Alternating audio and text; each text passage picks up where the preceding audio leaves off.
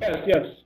Okay, you trust the government. Me, I don't trust any government. They move because they need a place where cattle they will get grasses and water. Is that there is like a circle of disinformation, of fear, of money. So normally the base of cooking of many of these places is vegetable oils. So why we're talking about this? No, the government tell you that the biggest problem is climate change. I think the biggest problem is So not because climate the change. area was not enough, they moved from Arusha, Monduli to Tanga region, Okay. where they get enough land for conducting pastoralism activities. In the news, they buy Yes. people. They put the weak men's Uh-huh. in the managerial position. A whole village move, or the family are separate, and everybody it's free to move in other areas if they have space. Yeah. So while we are here at Tanga, my parents now they start to interact with other. Start to use the body fat that you have. So when you start to eat like this, you're gonna lose a lot of weight. No, the ancestral way of eating is the right one for all the humans. I have this theory. I was a river, there were crocodiles. It was so nice. The Maasai were the guardians of this camp. So basically, the camp to record. We'll see how it's gonna go. So why we are here and how happened that we met. It's a classic internet story. So basically, this guy, your name is Filippo or Filippo? How is pronounced your name? Filipo. Filippo, like in Italian way. Filippo. No. Yeah. Ah, like that. Okay, good. So Filippo had me ask a friendship on Facebook. So I had him. I thought he want to connect to me because of the carnivore diet. And then I saw that he's from Tanzania. So I've been to Kenya. I remember the Maasai tribe were in the plains between Kenya and Tanzania, basically. Is that correct? Yeah, correct. Yeah, it's correct. So good, because I met them, but I didn't go to their village. I went to a safari, like with the hotel and stuff, classic tourist thing. So and they took us in a place where we slept in the night, and there were the guardians of that. I don't know how to call it, because they were like tent, but luxury tent, with the shower and everything. But we're in the middle of night. It was not an hotel. You can stay there like one night, 2 nights, but it was not like an hotel. I think they call it a lodge. Anyway, Camp. lodge, Camp. right? Camp. Camp, yeah. It was a camp, guardians of this camp. So basically, the camp was open. I was in the savannah. There were all the animals were like roaming around the camp. So the Maasai were there with the spears and everything, the spears, Yeah. and all the thing. And then in the evening, also the few Maasai that were there, they were like 4. They sing for us, some tribal. They were jumping, up and down, unbelievable, really high. And the thing that I noticed of these guys, they were like a statue of health. No, if you look at them, you see, oh my God, these men are like made of bronze or of marble. There, somebody went there and, like Michelangelo, did something to their body, because it's like unbelievable how they look healthy. And then when I talk to them, some of them, they were young, like in their 20s, but they look like men, not like our European beta soy vegans, and because they look so strong. And then this thing was like, for me, was like something that stayed in my mind. At the time, I was in the best shape of my life, but I wasn't like how I became a few years ago, because that's why I'm doing this, is because I'm trying to share my story of what happened to me because I was very big, very fat, and unhealthy. So I'm trying to understand. I think the ancestral way of eating is the right one for all the humans. I have this theory. Of course, I'm not 100% sure, but it's what is working for me. So go back to eat the things that we eat before we invent the agriculture. So before that's why months ago I was thinking we are talking with Filipo from Tanzania, right? You are in Tanzania. Which place of Tanzania you are? From Tanga region. The city's name? Tanga. Tanga. Tanga in my girlfriend is from Philippines. Tanga means stupid in Filipino. So Tanga. She always call me Tanga. You are Tanga. Anyway, why we met? Because he contacted me. I thought he was able maybe to get in touch with some Maasai. But the big news, he is a Maasai. So the thing that was for me like a sign from the universe that I was looking for a Maasai, and then the Maasai knocked at my door. So I was thrilled about this possibility to do this interview. We were discussing also with the Pumi and Patrick about to do an interview all together, but it's maybe not convenient because of the fact that the connection is not so good. So we're gonna do this. I'm gonna do this one now. Then we'll see if the guys are like curious. I want to talk to you. Also, maybe you can talk to them one by one in the future. But in the meantime, we were planning to send you because you give us our availability. Actually, you were an enthusiast to travel, not to go to the Maasai village, right? Yeah. So tell me, explain to us technically how does it work for you to reach the Maasai village? For now here I live in the town, in which here we have the mixture of different culture, different tribes. So if you need to go to the Maasai, there is a certain village for all Maasai. It's only for Maasai. Okay, so if I understood, where you live in the town, there are people from different tribal origins. They are all, let's say, civilized with the huge quotes because the Maasai are the civilized and we are the uncivilized. Anyway, let's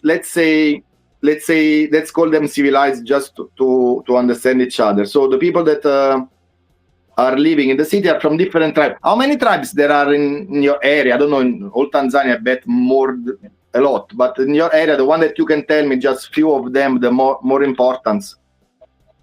But in Tanzania, we have more than 100 tribes in Tanzania. Bet, a lot. I thought so. But here in Tanga, we have almost 6 dominant tribes. I'm sorry, I didn't understand. Here in Tanga, we have almost 60 the dominant tribe. 60? Six dominant ones. Only six. Okay, and you are originally from a Maasai. So do you know when your family left the plains, left the savannah, and moved to the town? I know. Actually, I know. Tell us your story. I want to listen. So in our short story, at the beginning, we are the modern Maasai, especially my grandmother and my grandfather, in which they lived at Monduli. Did you hear about Monduli? No, but after when the connection is not perfect, but after we're gonna go through everything, then you can tell me the names and I will type them somewhere there in the screen so everybody can read them. So don't worry too much. So our origin is from Monduli. Our grandparents, they lived there at Monduli. As you know, the Maasai are pastoralists. they normally find the huge place where they can keep their cattle and conduct their Maasai activities. So No, then was Monduli, your grandparents, correct? I understood. Your grandparents. my Okay. grandparents, yeah. So the area becomes scarcity, so become low because we need the larger area to keep animals. So Good. because the area was not enough, they moved from Arusha, Monduli to Tanga region, Okay. where they get enough land for conducting pastoralism activities.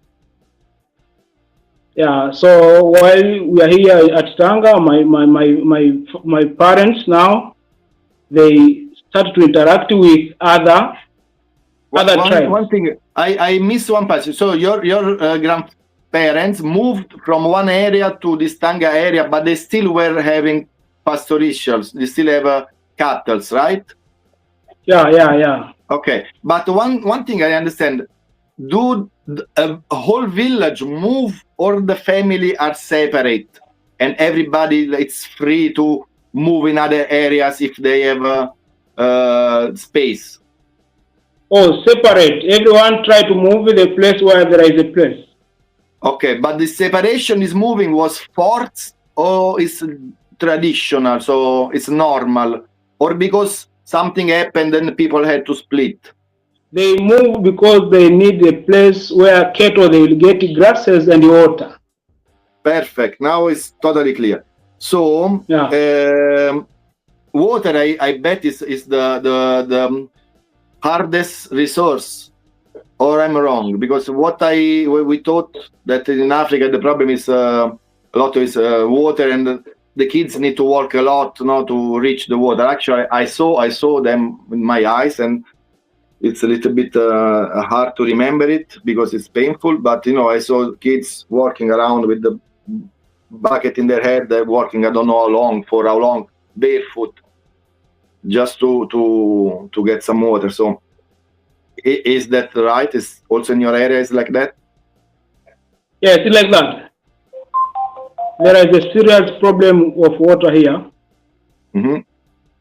Yeah. So your family had to move the cattle in a place where there was also more water availability.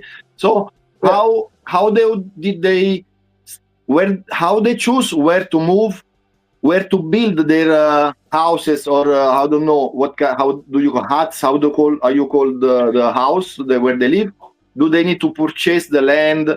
Is there some kind of tax to pay? I have this strange curiosity. Like technical things. Like if Maasai want to move and find another place where to build a family and have cattle and stuff like that, how we choose the place and how technically how does it work? Or if they need to move to another place, means they buy the land where they are going. Okay. Yeah. So there's they always buy an the owner. There's always an owner of the land. Yeah. Okay. There is no more place where you can just go build some house with stones and whatever and live, because you always need to buy it. There's always money involved in everything. So once they arrive in this area, now let's talk about your parents. When they born already in this area, or they moved with your grandparents?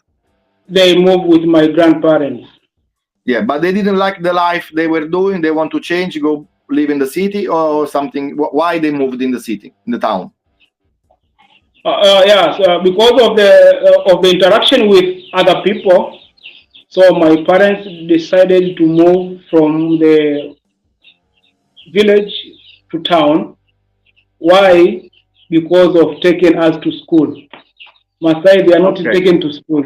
Yeah. So my curiosity that I have in general in Africa, I've seen kids around going to the school in Africa all dressed like they're so cute, super mega cute. Anyway, what do you guys teach in the schools in Africa in general? Who give you the program? So who print the books? Because the information are the most important thing in the world.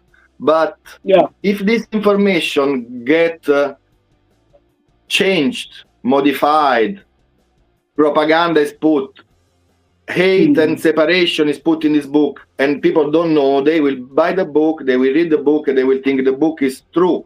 So, for example, I know that multinationals and organizations like World Health Organization, Food Organization, or this kind of United Nations organization, they also take care about other things like vaccination and stuff. They also take care about spreading material for books and for schools. So who is where you get your books?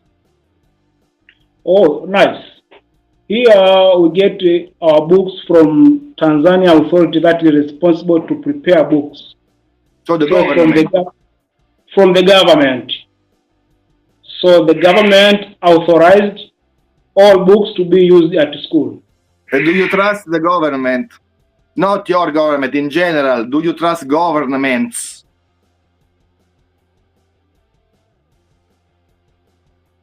And now the word, yes, you do? Yes. Okay, you trust the government. Me, I don't trust any governments. Why? I always see, when I see money, I see the weakness of men and the corruption. So the interests are always the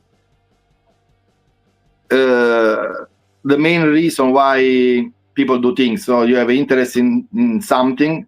Like, for example, regarding my diet, what I understood is that there is like a circle of disinformation, of fear, of money that is the same circle. So basically, the multinational of medicine are in need of customers, because if people are healthy, they will not sell their medicine. So what they do, they pay sponsorship in the news.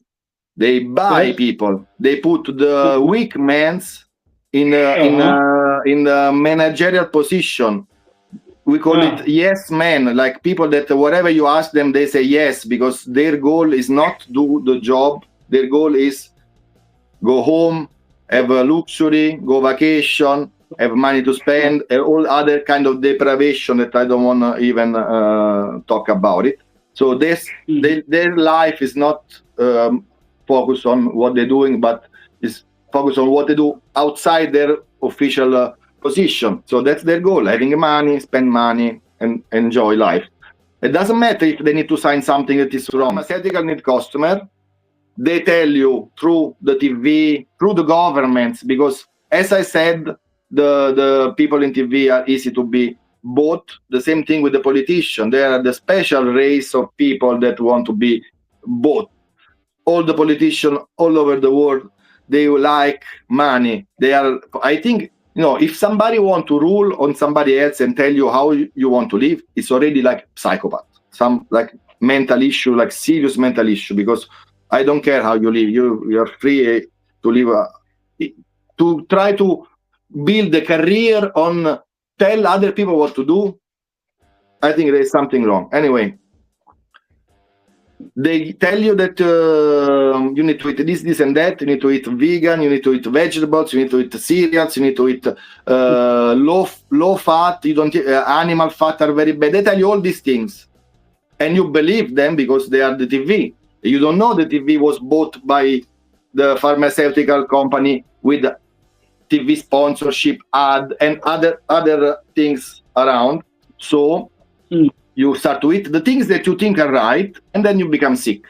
You become sick, you start to feel bad. So what you do, you go to the doctor, and the doctor give you medicine. A big pharma is happy. So I think, because they can call me conspiracy theory, there is a circle of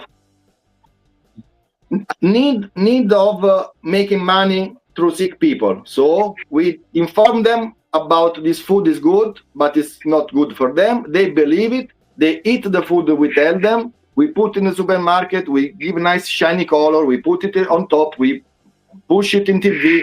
We make you believe that's good. Then you get sick. You think you are sick because of other reasons, whatever it is. You don't think it's the food. So you go to the doctor. The doctor will give you medicine. A big pharma is happy. So that's what I think about the medicine. But I think like this in many aspects of my life.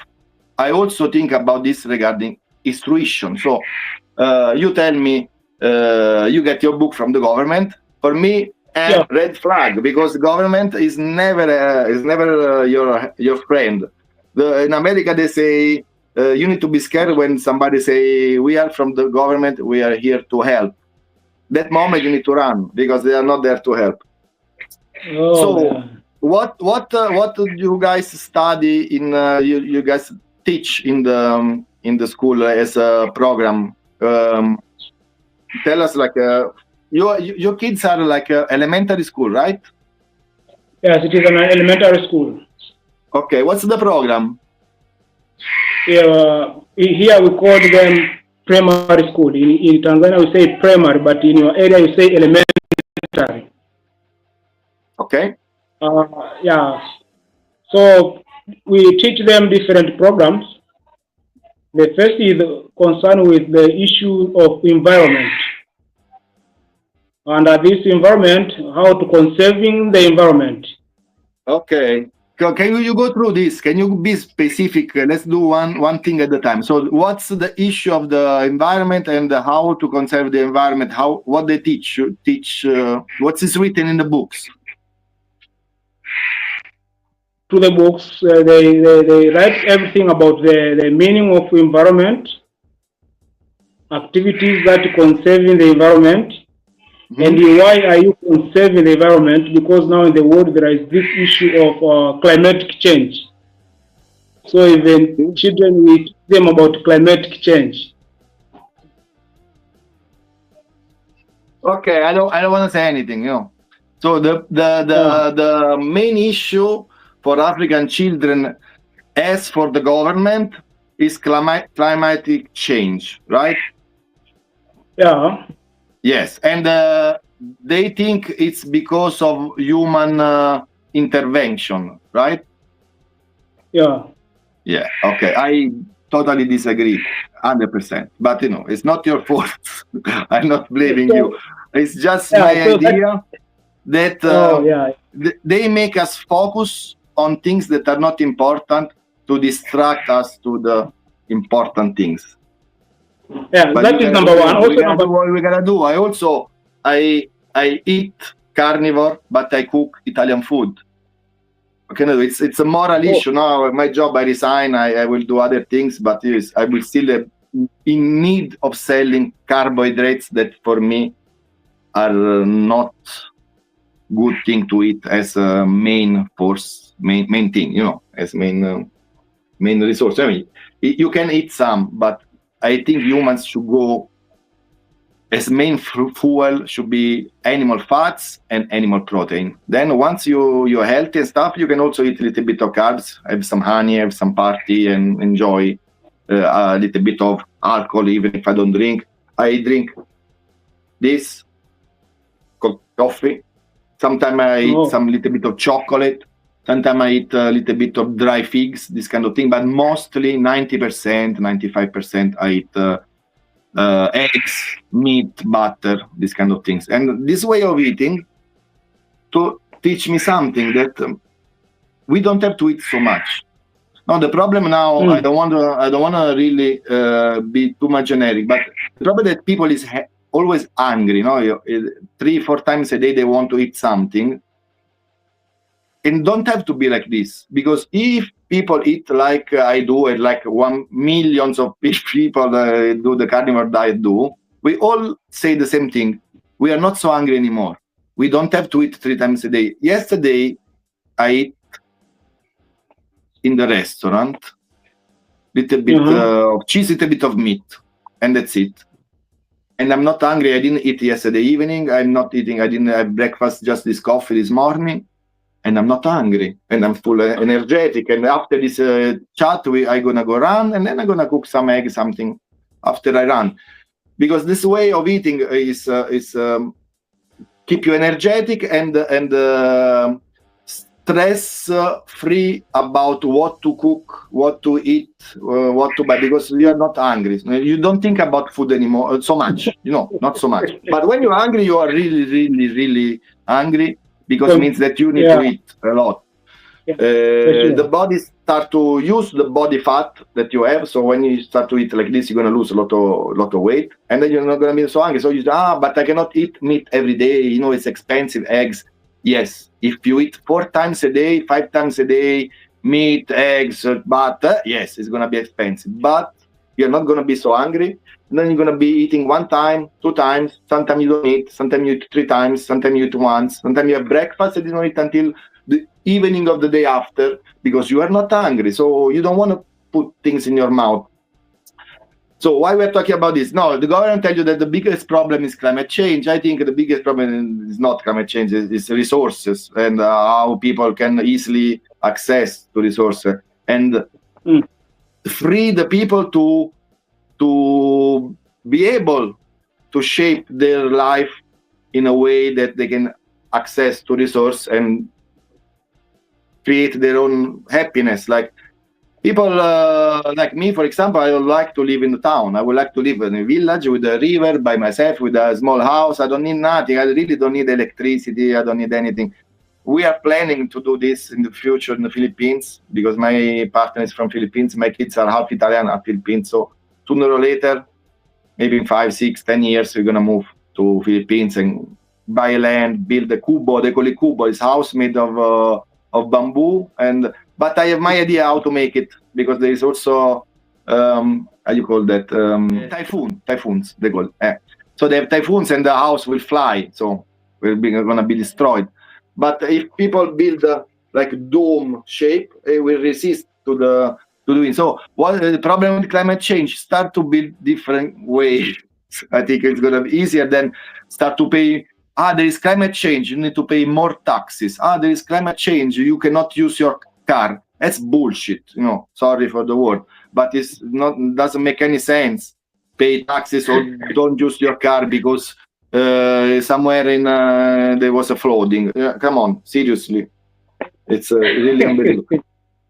You agree? You have a problem, really climate change problem there where you live, like you had some flooding or other kind of strange events? Yeah, there is issue of drought here. Drought. That we are suffering for a long time without having a water, because if it is rain, it means there is water. Okay, so how you guys have access to water? Only you need to drill the ground or rivers? How you get the water? We dig the ground, some small ponds, temporary ponds. So if it rain, you get your water, and then if it is not rain, it means the water will be over to the ponds. Okay. So we'll keep there are mountains in your area where is lakes or water, even far away, not even in your area, because they can build pipes from kilometers and kilometers if they want to bring water. Are there any mountain area where there is like spring water, natural spring water, somewhere in Tanzania, even not close to you? Yes, there is, but it's too far from this area. It's too far. There is How many kilometers? Do you have an idea? Oh, my friend, maybe 160 kilometers. I think so. There is a river. The Romans built with the stones aqueduct. The Romans, the Greek also, they bring water from far, far away. Your government can do that if they want. Easy. Sure. In 3 months probably. And they just don't want, because if any government create necessity and create discomfort, then people will fight for resources. They will have separation. They will get votes. They will vote me, I will do this, and then they will not do it. And then vote me, I will do this, and they will not do it. And then they didn't do it, but I will do this, and they will not do it anyway. And then maybe they will end up in jail. or stuff like we, that? we say are campaigns. The campaigns are the biggest scam of the universe. Yeah.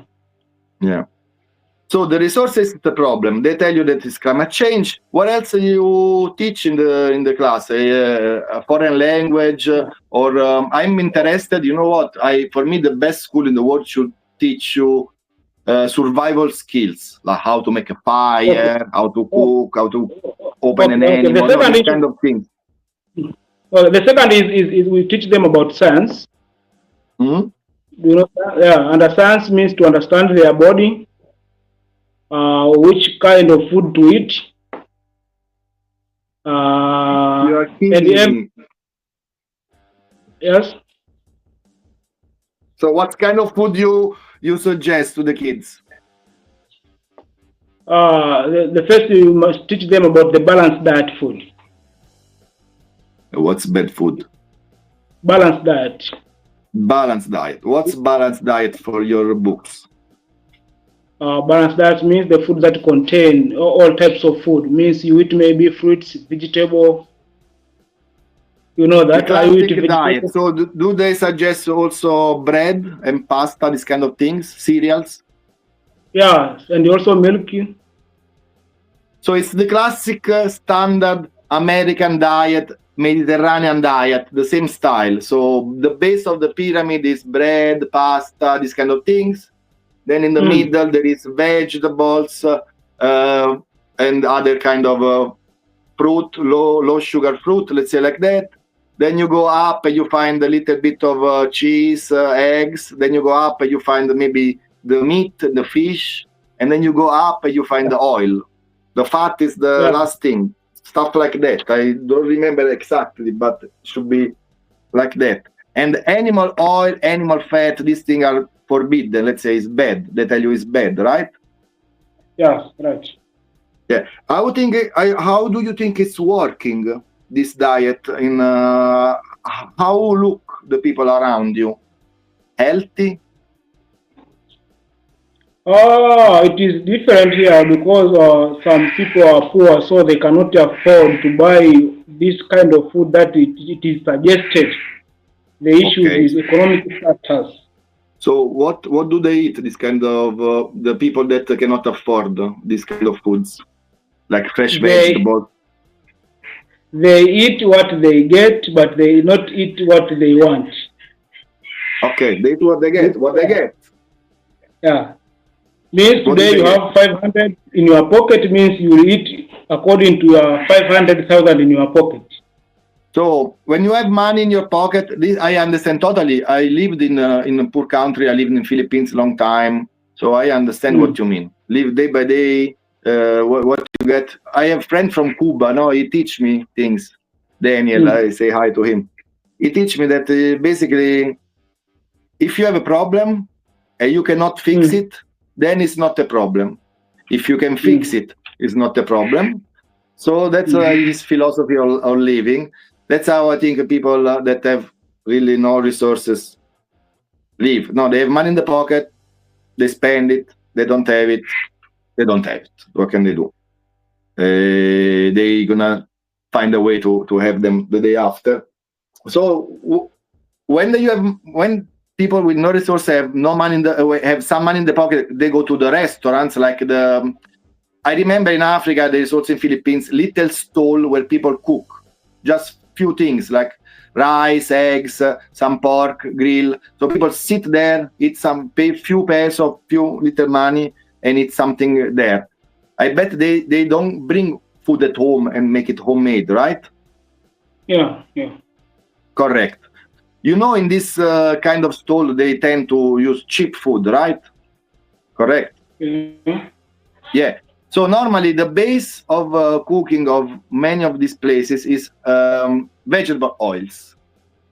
Vegetable oils are, for what I understood, because I look many videos of doctors talking about, scientists talking about these things.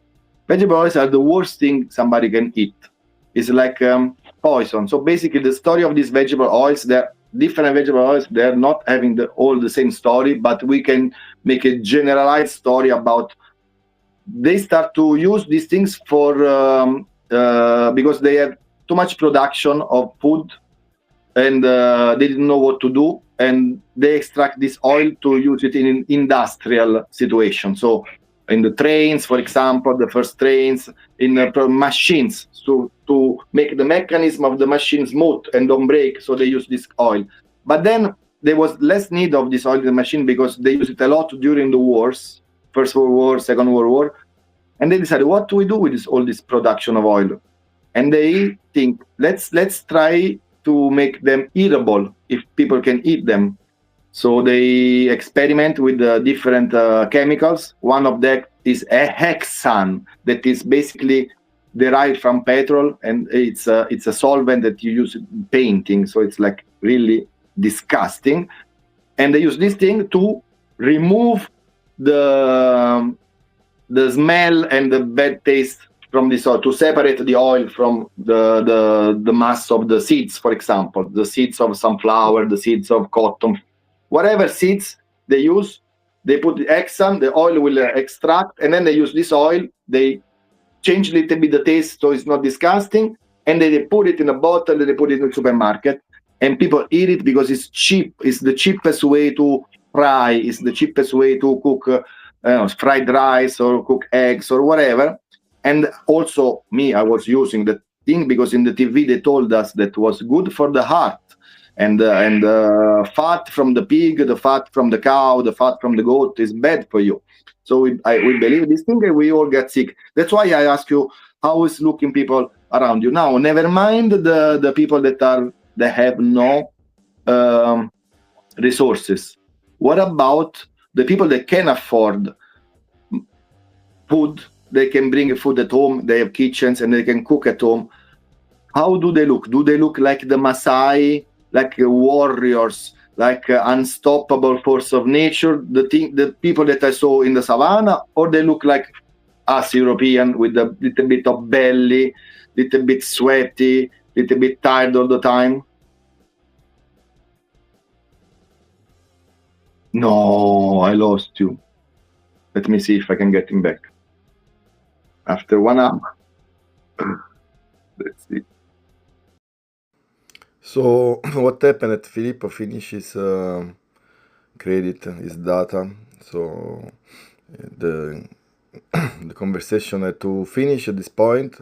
I contact him later. I'll send him some money next time to buy a card, and then we continue the chat. We're gonna go through other topics, preparation for the trip to the Maasai village, and we need to decide what to buy for the villagers. In the meantime, he's gonna go to his school. He's gonna show us the kids, and that's it. I mean, I don't know what's gonna happen. I'm doing this like no script.